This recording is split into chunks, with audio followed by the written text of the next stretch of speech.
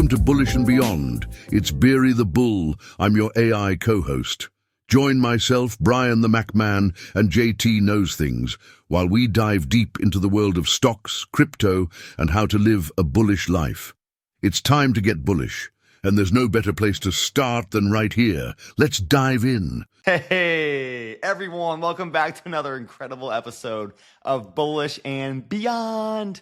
That's right. We are always bullish about stocks, crypto, and life. And today we are especially bullish. Things are green.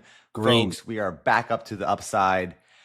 Yes, markets are zooming back up from the lows they hit a few weeks ago, and also crypto bouncing back from some of its lows. And you got Bitcoin back in the 90K range again. So things are looking up.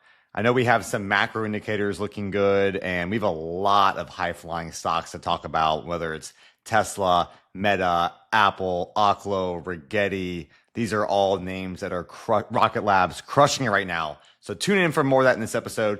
JT, kick us off. What is happening, at the macro level? Let's zoom out, because you always say zoom out. When in doubt. Zoom out when in doubt. That's right. So what just happened is the Fed announced that we are leaving quantitative tightening. We're going to have to explain all this after I'm done. But we're exiting this quantitative tightening phase, and then we are entering quantitative easing, which is fancy finance talk for they are going to put liquidity, money, more capital into the market. And they started today by buying $12.5 billion of bonds, which is the largest purchase ever that the Fed has done in a single transaction. So they are aggressive, hitting the ground running. And I have a feeling this is going to dump hundreds of billions of dollars into the market over the preceding 6 to 12 months. Quantitative tightening, for the listeners at home, is a position the Fed takes. So just think of it as a mindset. And their mindset is to constrict the economy because they're worried about inflation. They don't want, everything to get out of control. And we're finally done with that. I mean, all the things that Trump said he was going to do, he kind of did, right? Like inflation's down. We're collecting tariff money now. Some of the wars have been easing. Like a lot of good things are happening, I feel like, at that macro level. I mean, there's a ton of geopolitical risk still. I'm not taking that off the table or anything. Right. But good things are happening in the market. And when we have that qualitative easing, we were just talking before the episode that there's some winners and losers with this. If you are owning assets, when that money comes in, it's going to zoom up the prices. Like when you're talking about that M2, so much money coming into the market, well, of course they're going to put it somewhere. So they're going to be buying the top companies in the world: Apple, Google, Amazon, Facebook, Tesla. I mean, these are the companies that NVIDIA that do well in these environments, and home prices and stuff like that. So what should people do? Do we need to go out and start buying some assets? Yeah, well, on that point real quick, it's not even the institutions and where they're putting their money. It's also us as consumers. Those companies get our money. So if the money goes to the employer because you're able to increase your prices because the other guy's squeezing you, then you got to increase your labor wages, right? All of that stuff is just money going into the economy. And if we have a spare $2,000 from a stimulus check, $4,000, whatever, we're probably going to buy the new iPhone or put a down payment on a Tesla. I'm okay if you buy the new iPhone. I'm okay with that. Right. I mean, so these companies have the market share that even get our capital. Yeah, I probably have something very old in your mind. But yeah, we need to upgrade you. I mean, what is going on? I probably got a 14, 13, something like that. If all listeners are here, drop a comment, which iPhone you have, and I can help you guys out if you need an upgrade. That's right. You are the Apple genius over there. You got every product.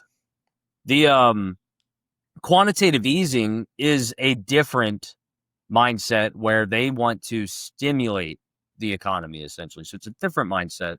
They do that by basically accessing the repo market, which is where they buy other people's debt. And that gives them US dollars that they can then use to do whatever they want with, ideally invest in what we have going on.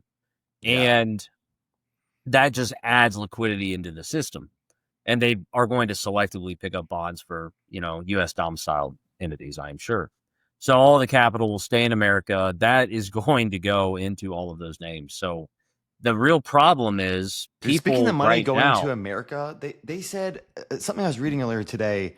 There's like $7 to $8 billion that is going to be spent in the next 5 years, and like 90% of it was going to be in the U.S. Yeah. Billion or trillion? Trillion, sorry. Yeah. Trillion. Yeah.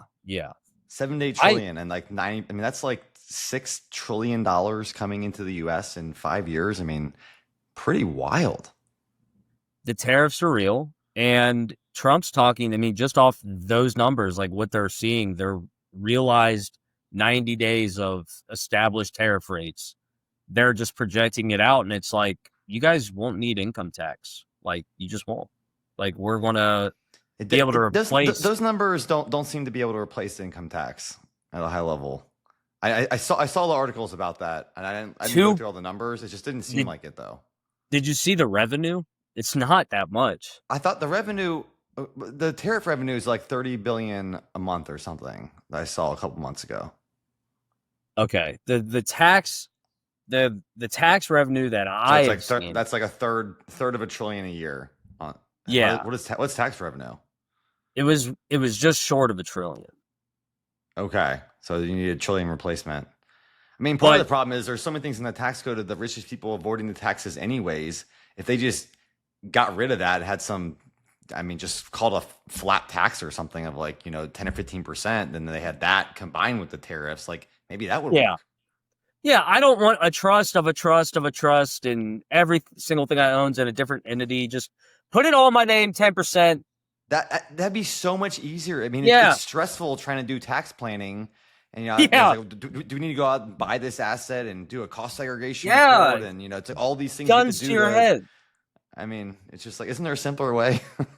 Right, guns to your head. Like if you're making good money, you have to make a decision. Do I invest it, get some losses? Like, do I buy real estate? Do I buy a new vehicle? Do I buy new equipment? I mean, they want that to stimulate the economy. That they want you to be a consumer. So they hold a gun to your head and they force you to either invest it into the economy or give it to us and we'll put it into the economy if you think that's what they're going to do with it. I don't think that's probably not. Well, that's the reason I'm doing more real estate now, because I feel like there's such advantages to, first of all, owning an asset that can appreciate in value when there's all this more money coming into the market, and also having those tax advantages. I mean, if you asked me 5 years ago, I didn't know what a cost segregation analysis was. I mean, I can't believe that you can, legally write off, it's about like 25% of the value of a house that you purchase in year one. And there's stipulations. You have to be a real estate tax professional, which I am now because I'm putting in all the hours to get that. Or there's some loopholes that you can do as a short-term rental. But it's crazy. I mean, people need to listen and learn about some of these opportunities. And you don't have to have a ton of money. You don't have to go out and buy $1 million house to take advantage of some of these strategies. You can invest as a limited partner alongside someone with $10,000 or something like that to have some advantages there. Yeah, 100%. I mean, my partner in my hedge fund, Nate, he runs arguably one of the biggest huge in the world. Yeah, I mean, he's huge. He's got over thousands of doors now. Yeah. I mean, he manages a lot of real estate, and he gets people. Literally, one gentleman, I'm going to call him out here, Demont Prather. He's on Facebook. He came out of jail. He spent 17 years in jail for 1 ounce of coke, and he got out in his early 40s. And with Nate's program, what he teaches them, with just $10,000, you can burr your way into a millionaire. And Demont, 3 years out of prison, has 9 doors. So, wow. And he's documented all of it on Facebook, but it's the same principles that we talk about on this cast that my partner Nate talks about. You use other people's money, you use the bank. A quick example, if you had, just make the numbers easier, $100,000 period right there, and then you were to put that into a $500,000 house, you're leveraging 80% of 500,000. But that $500,000 home appreciates at 2%, 4% a year. Let's say the amount of money they're printing could be more, 5% a year, 6% a year in some places. Sure, but let's say it's 5%. Now you have a $580,000 home. and you still have that principal pay down. So now your equity went from 100 to 140, 150. And then 5 years down the road, you end up having a few 100,000. It's like you're multiplying the bank's 20 years money. down the road, it's paid off and it's getting income every month and doing well. Yeah. And then in his program, you cash out and refinance, and you use that refi for the next down payment. So what you do is you use the $10,000 basically for a wholesale fee and for gap, and then you find a house that you can use whatever's left on a down payment. You can get 95% LTV DSCR loans through his program. So you only need 5%, and then you can get the whole rehab and the purchase done. It's crazy some of these loans you can get now like that. I mean, if you can do a HELOC loan too and pull the money out afterwards and stuff, like there's so many different ways to, leverage the property. So the message is, guys, you just got to get started. You need a seed. You just need a little bit. You need a base and you need a seed. And you can do amazing things with that little seed if you're smart with it.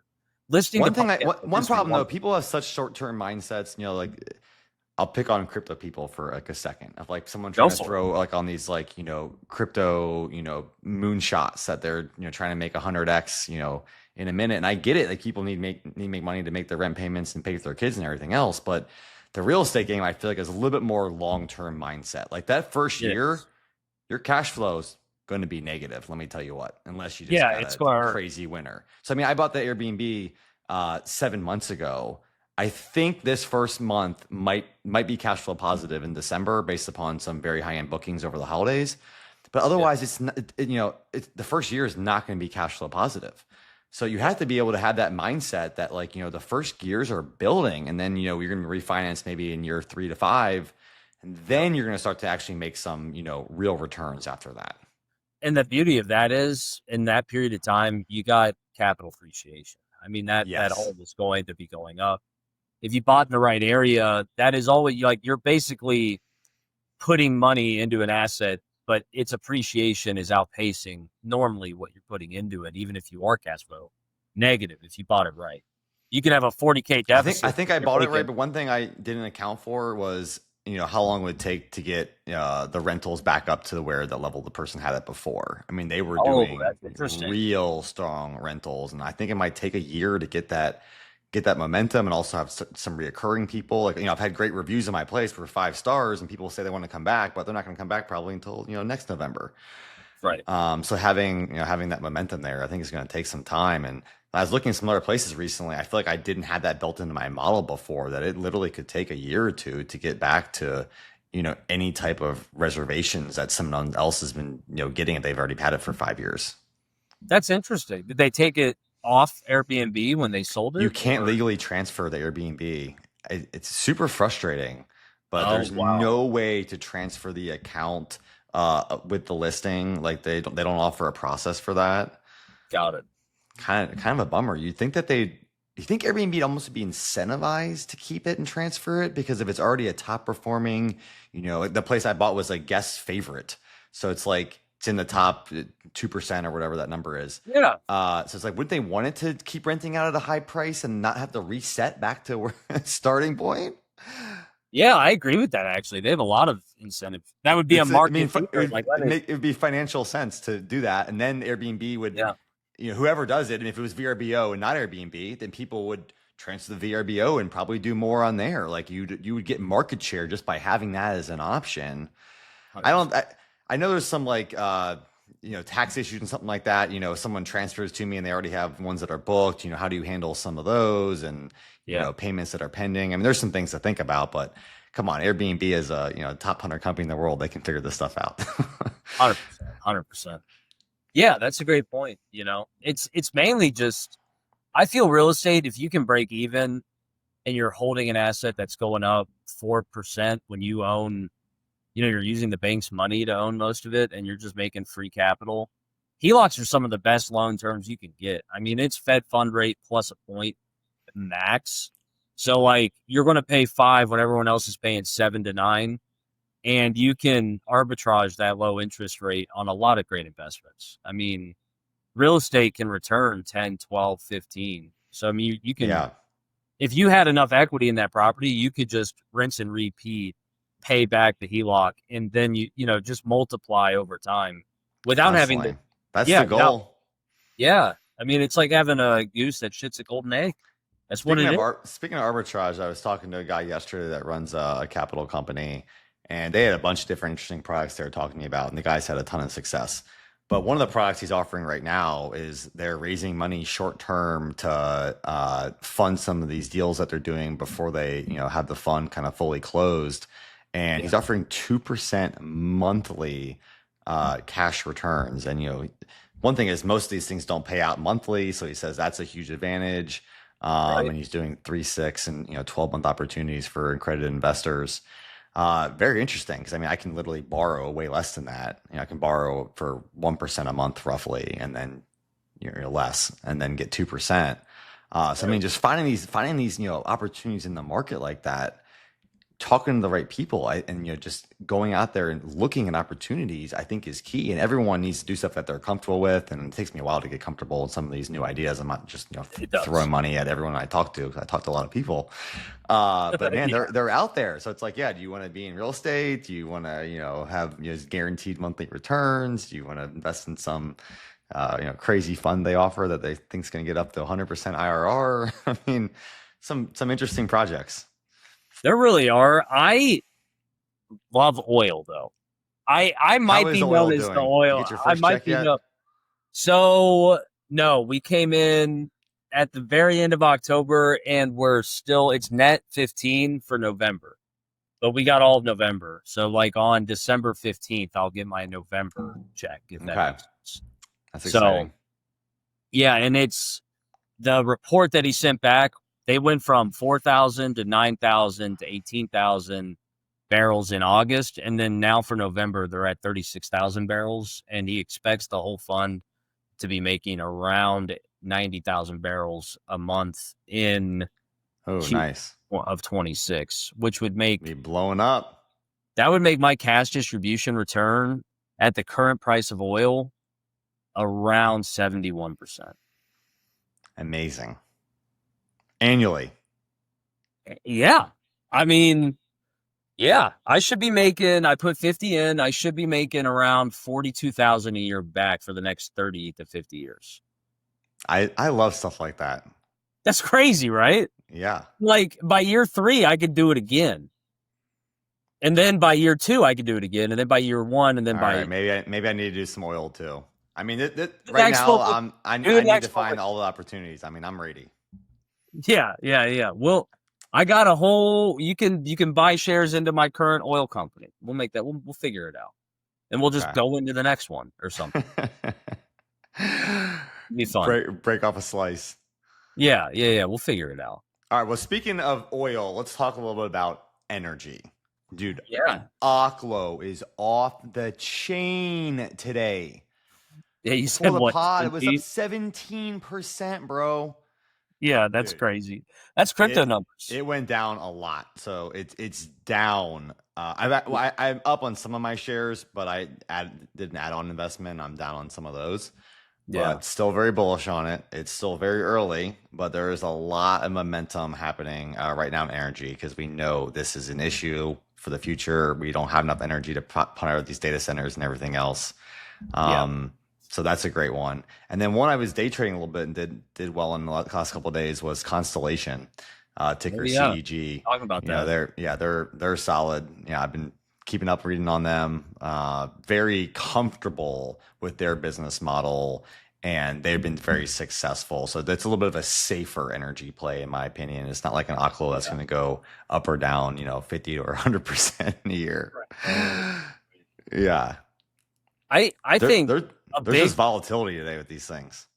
100%. A big pressure that I think is causing energy to just be like this is China is at least 10 years ahead of us in nuclear. Like they are spinning up plants fast. They went from 0 to 9 in the past 7 years. I didn't even know this. I was listening to a macro podcast this morning, and they were talking about the China dynamic and how, we're kind of choosing technology because if you look at our GDP, it was a super interesting thought. Like the stable coins, the Genius Act, crypto, that is like investing in technology, just like our GDP. Our GDP is technology. That is what America does better than anyone else. Tech and tech services. That's right. And then China is dumping into gold. They are buying gold more aggressively than anyone else.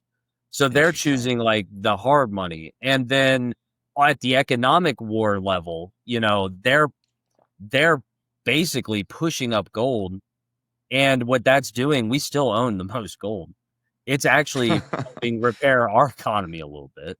But they're also unloading their debt to buy the gold. So they're getting rid of hard US debt. Yeah.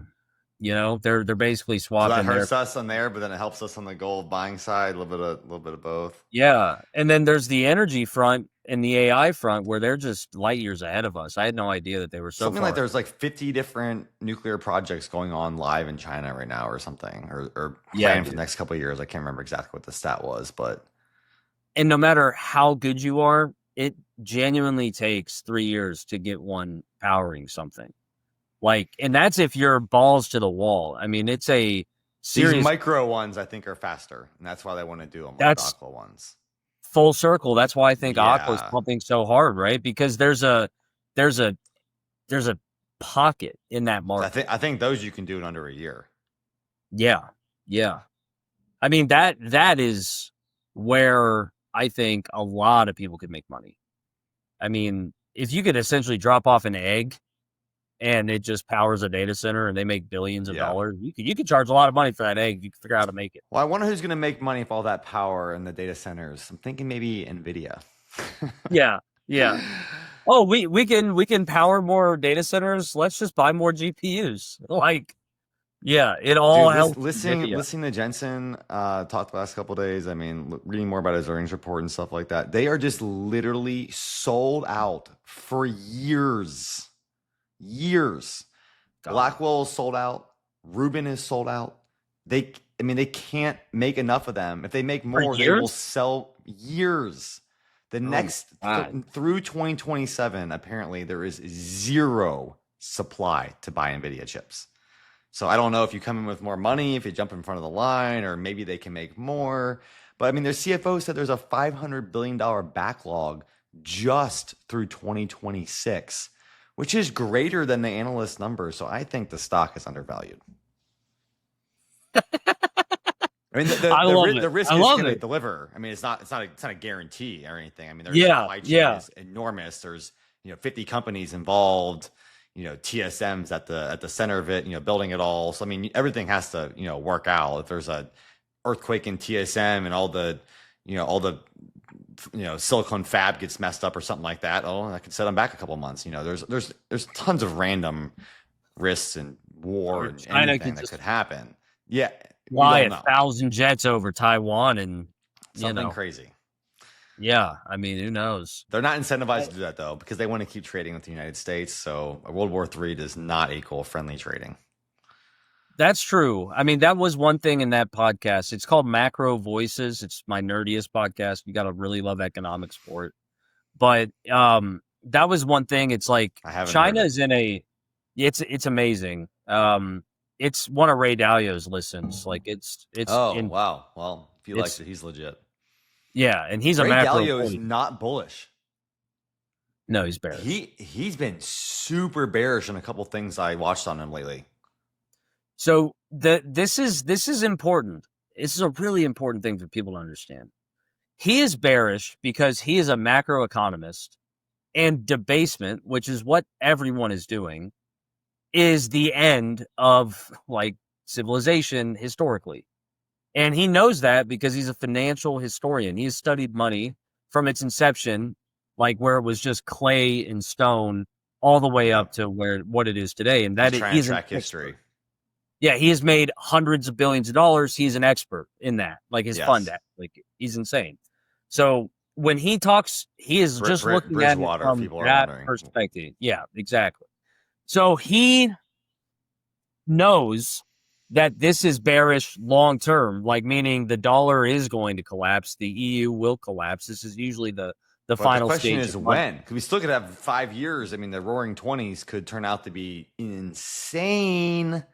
Correct. Right before. I don't want to miss it. I'm not selling out. No, I know. I get it. I get it. And the Roaring Twenties was a thing. And he would have felt the same way in 1924, right before the largest run the market had ever seen. So like, that's his perspective. And then if you listen to some of the best VC investors to ever do it, who are also macro people, they look at the reality of there's way more money in the system. The PEs are all technology. I was just talking to a $500 million investment bank out of Silicon Valley, and they're looking at NVIDIA and they agree with you. It's like every single sector of our market has been invaded by technology. Do you think Amazon, which is in consumer goods with Walmart, do you think Amazon is a grocer or are they a technology company? Technology Right? company. So he's like, They just happen to have a grocery in their portfolio. yeah. So he's like, if you look at the actual names, it makes sense that their earnings are going to go up because they are becoming more efficient because of technology. That's a deflationary AI will increase pressure. gross margins. Exactly. So, and then the P, what controls the P? Inflation. So it's going to go up too. It's like if you mark to market, like they're both going to go up. Relative, yeah. So I mean, that's just, it's not the same as the 70s, which is what people usually go looking back, look at the PE ratios right before the large. I'm glad you mentioned earnings, because all these people keep talking bubbles. Dude, the earnings are real. Yeah. Real. I went back and did analysis on some of the companies that NVIDIA invests in and try to, figure out if Michael Burry's story even like holds up. And like, I understand his like theory about the circular logic of some of this stuff. But if you look at their like core investments, like CoreWeave, for example, like they're not buying so much in chips that it's like, it's not more than like 10% of the money NVIDIA is bringing in revenue or something. It's not like they have a client that's like, 80% of the revenue and it's some, made up circular thing. Like maybe 5-10% of what they're doing is, coming back to them, but that's not that crazy. Most of these companies are investing in the hyperscalers.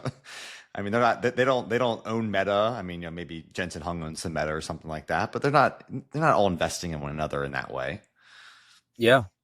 I mean, I agree with you. I think this is the most interesting market you could have. We have variables that you just never had before, like AI, like these geopolitical conflicts. With technology, it makes it interesting. I mean, the kind of proxy wars that are going on with China, like, it's a weird time. And the best thing to own in these times is deflationary assets. That was one of our goals in the pod today. What do you do about it? Anything that goes up with the dollar, because debasement, quantitative easing, they're not stopping. It's a drug they're addicted to. They got to keep hitting it. And like anything that is finite, real estate. If you are in cash, you will lose money, everyone, just to be clear. That is not the strategy. Yeah, cash get away from the cash. Put it into assets, please. Yeah, even if you're scared, it's not advice, but the cash will go down 8% a year. Yeah, I mean, buy the S&P or something. You'll at least lose money, more than break even. Yeah, and shares are finite, right? There's a certain amount of outstanding shares. Like anything finite will go up when you have more money entering the system. So even collector cards, Pokemon, it's not by accident that the most expensive baseball card went from 400,000 to 6 million in this same time. I mean, anything that is finite, that by definition will go up. People have more money and they want something that's valuable and super limited. It's even simpler than that. It's just that the unit of account, the dollar, it is expanding. So you need more of it to buy the same thing. Same thing. Yep. That's it. It's that. So anything finite. But what does that mean from an investor's perspective? So that's the economist. Now we're putting the investor shades on. That means finite assets are going to go up in price, right? And Absolutely. you just want to own that stuff, or else you're going. And this is why Ray Dalio is scared, because if you don't own assets, that wealth gap just keeps getting bigger and bigger and bigger. And we've only seen that. And what happens when wealth gaps get that big? You then have social tensions. Go look at America. It's very clear. I don't see how we're gonna fix the wealth gap. You can't. The middle class is way. I mean, you look at the percentage of people that are in the middle class. Like when our parents, 50 years ago or whatever, like it is so different that like more than half of the people that lived here were in the middle class, and now I think it's maybe like 25 or 30% or something like that. And then you have all these people that are very underprivileged, and then this absolutely insane elite. So no, it's not good. And then tensions, right? I mean, if life starts feeling like it's kicking you in the dick everywhere you go, you're going to become angry. And then you have to blame someone. And if you start looking at who's not getting kicked, that they're the enemy. How could they not be? Right? And then that just... Especially if the government says they are. Then you get a populist like Mambani, right? With that rhetoric, because you can stir the pot now. Everyone is feeling that tension day to day. It's easy to stir. And then it keeps in what Ray Dalio has seen in history. The pot's almost boiling anyway, so it's easy to kind of turn up the heat a little bit. Yeah, it just keeps getting wider and wider until tensions finally burst and everything, finds a new... It's not like the world ends, but it's like everything finds a new world order is what he calls it. I think the wealth gap is going to change significantly with the coming of the future AI robotics wave that's literally hitting us in the face over this next 5-10 years. Because I think those companies are going to move up with excised amount returns, and people that are investing in high tech, robotic, AI infrastructure are going to crush it in the market. And it's just going to separate everyone that had those investments from the people that didn't. 100%. And there's that aspect, and then there's also an aspect of the wealth transfer from generations. So, like, I actually think probably up to millennials are fine because the Gen Xers raised them, and the boomers that are dying, they're going to give their wealth to the Xers, and then the Xers are going to get it. And be able to that healthcare costs. I don't know if they're going to be in the transfer by the time they pass away. I mean, last couple of years of life, that these current healthcare costs could be detrimental potentially. Honestly, I totally would agree unless you had RFK enter the picture. I mean, prescriptions already, I don't know if you saw this. We don't talk about it. But RFK's only here for 4 years.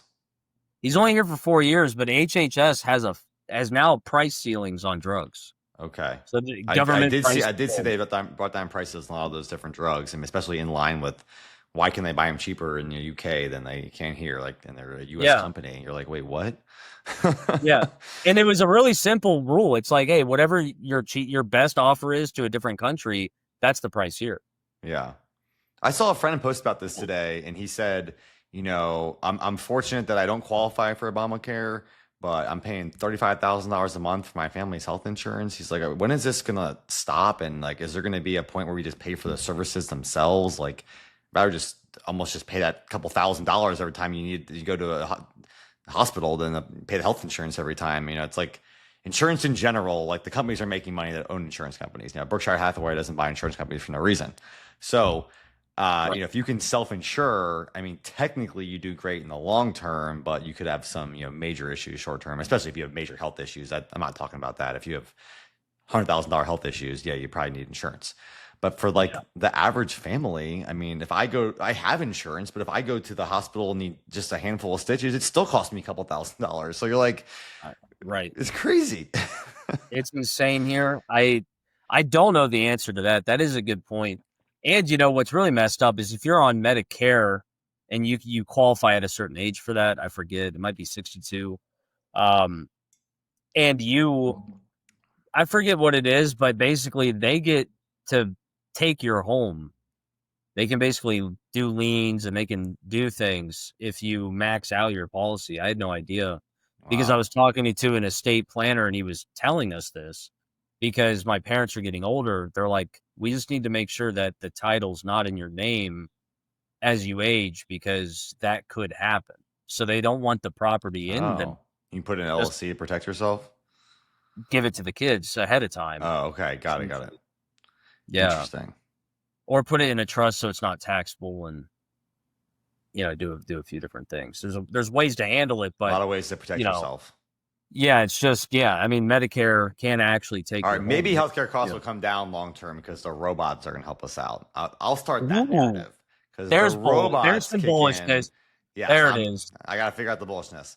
So yeah, the Deflation. robots are going to help us out. They're going to have those. Let's go. Beds. They're going to make us so healthy that we won't go to the hospital very often, and we won't even need that health insurance anymore.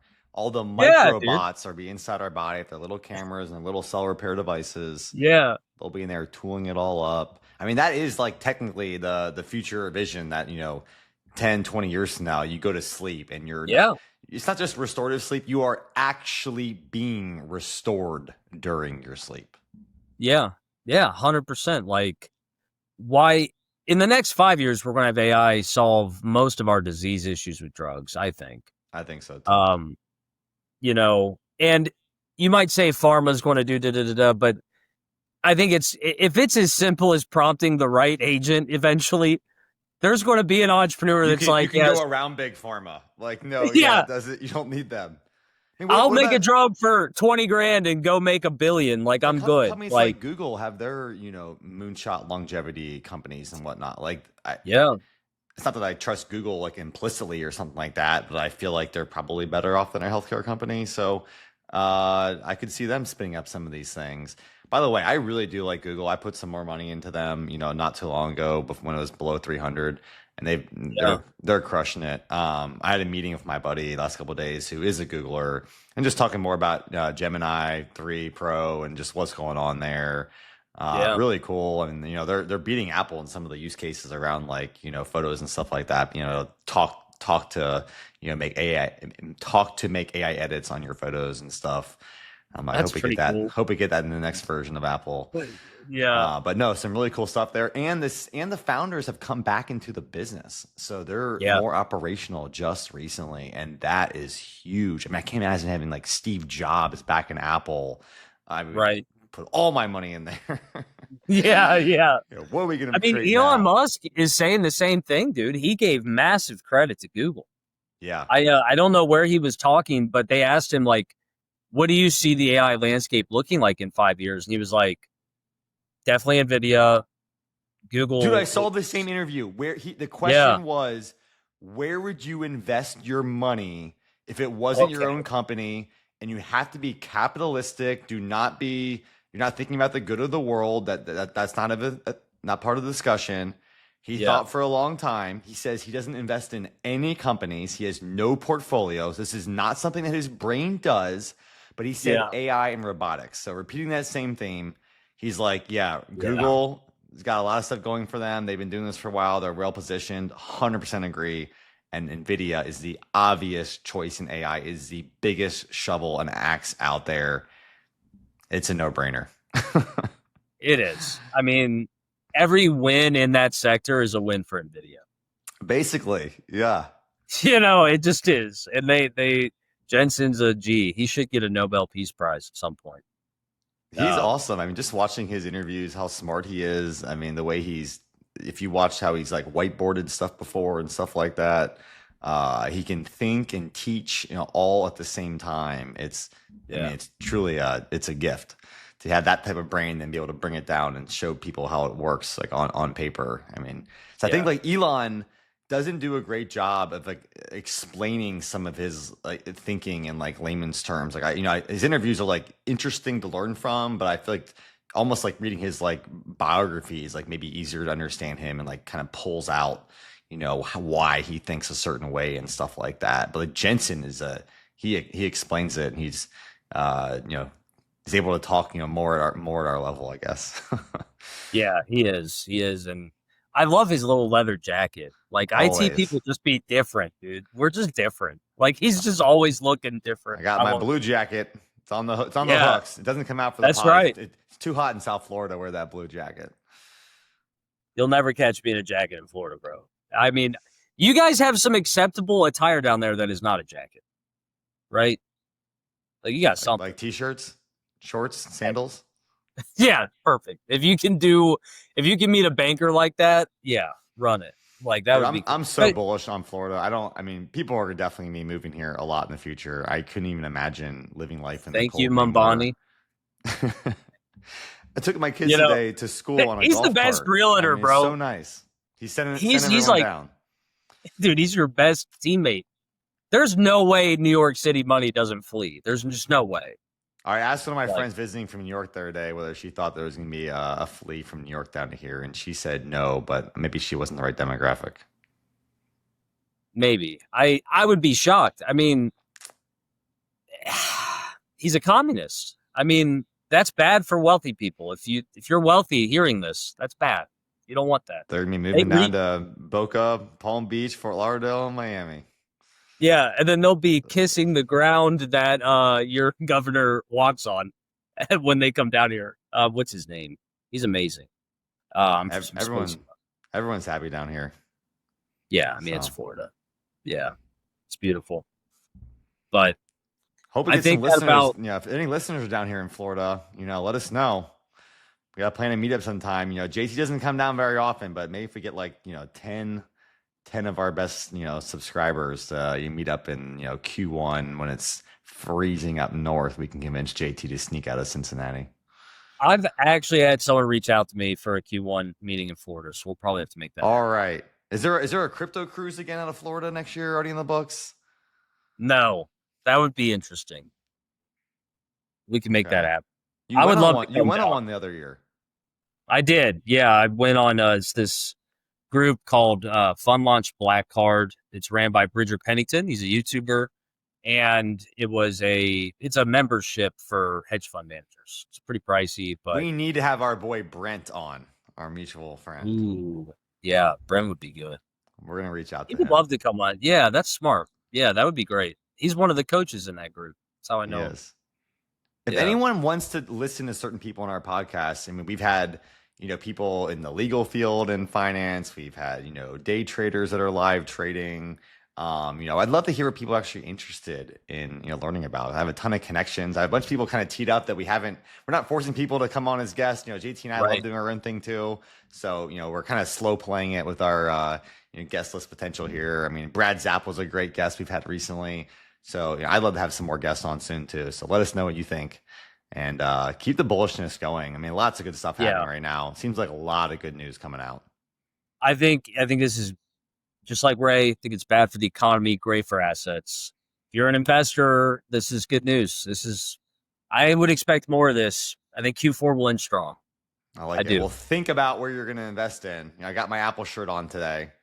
Apple hit new highs this last week. Epic. Dude, we're both up until yesterday. It's an Apple and Bitcoin. The viewers already know. We're bored. It's 7 day in a row run hitting new highs. Can you believe that? Dude, it was insane. Oh, it's too big to grow. They're finally back over 4T again. Yeah. I mean, if the economy triples, right, and you own 60% of the consumer economy in your field, how is your market cap not brainer? It's, as soon as people understand that relationship, investing gets a lot simpler. You just got to look at who's going to get most of the pie.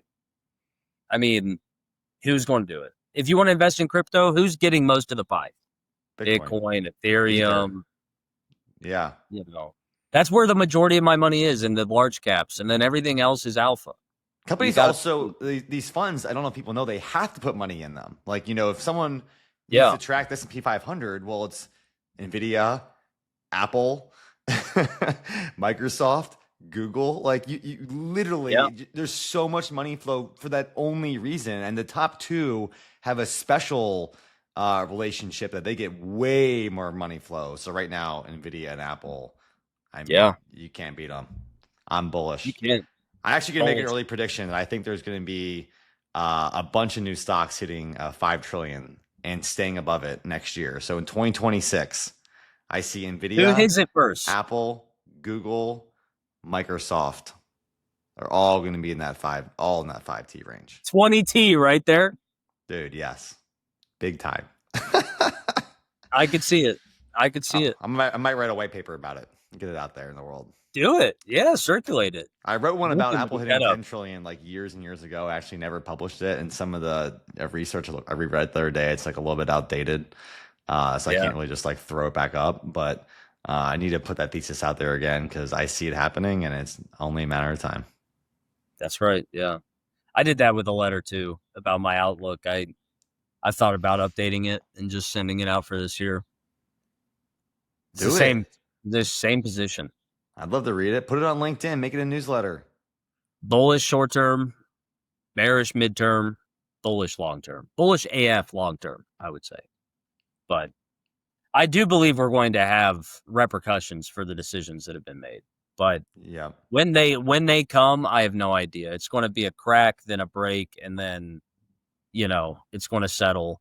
Best opportunity in your life. And then it's kind of another 10 to 15 years of a secular trend up. The cracks are just buying opportunities these days. I mean, anytime there's a crack, it just, it's almost like a V curve. Yeah, I mean it. Looks like if you see an opportunity, you buy the dip. It's because of the Fed. They're going to keep any problem. They're going to print out of it. Yep. Well, that's the message then. So get invested. That's right. Stay invested in the best names. Whatever you're doing, have your money in assets so they can grow with the market. We'll leave you with that. Thanks for everyone tuning in for another episode of Bullish and Beyond. Cheers, everyone. Bye-bye. Bulls. That's a wrap on today's episode of Bullish and Beyond. Remember, the market never sleeps and neither should your ambitions. Whether it's stocks, crypto, or just leveling up in life, stay focused, stay bullish, and keep charging forward. Keep your energy high and your mindset bullish. This is Beery the Bull, your AI co-host, Brian the Macman, and JT Knows Things signing off.